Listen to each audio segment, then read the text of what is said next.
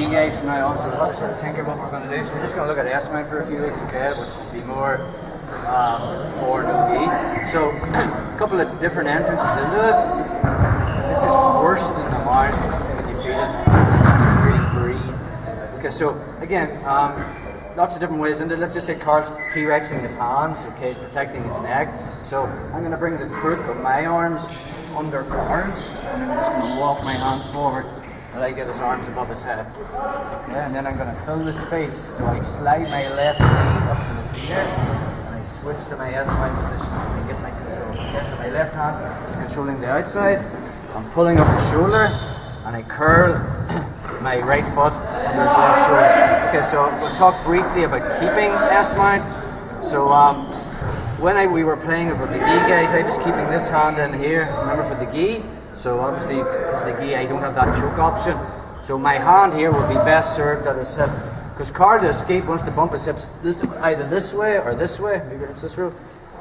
Yeah, there. So see the way when he gets turned into me, now if he pushes, he can get me back and I lose my base. So from there, I'm going to post my hand beside his hip. So if he tries to post now, very difficult.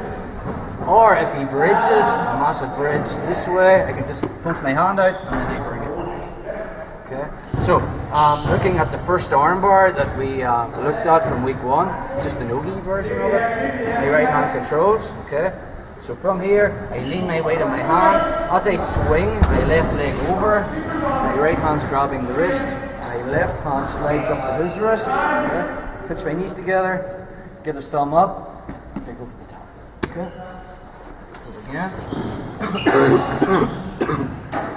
From here, Carl's keeping his hands T-Rex. I get the crooks of my arms under his. I walk forward. I've created space on the side, so I fill that space with my body. So I come up to my S-mount position. Left hand's controlling his far arm.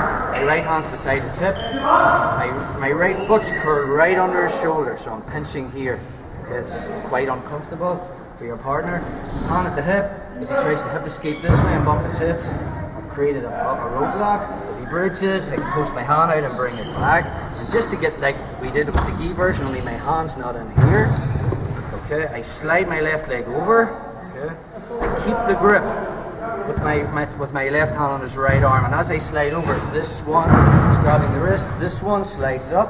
As I grab the wrist, pinch, and I have it. Because if I let go with this hand and I come to here, Carl can use, just relax, Carl can use this hand to push my leg off instead of the limit, okay, which is one of his escapes. So when I get to here, I'd much rather have this control here. Okay, when I pinch, he hasn't got that chance to lock his hands. So again, one more time. He's T-Rexing, come underneath. Fill that space. I control, curling it under, post, and you can control this and this. You get the armbar. This hand goes over as I swing my leg to the wrist, and this one slides back. Pinch my knees together, and I have.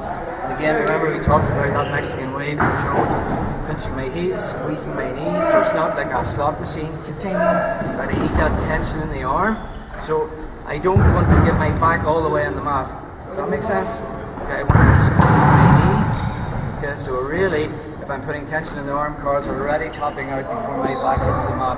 Whereas if I don't put the tension in the arm, okay, I end up in this position, and then I'm trying to lift my hips, which is not a good arm bar. So, one more time. So, my position, he's here. I put the crooks of my arm under his. I walk forward. I switch to S-mount. Post. Post here. As I come over, control the wrist. This one slides up to the wrist. I pinch, pinch, pinch. Okay, so that's your end. So good, guys, on your arm bar. Let's roll for 5.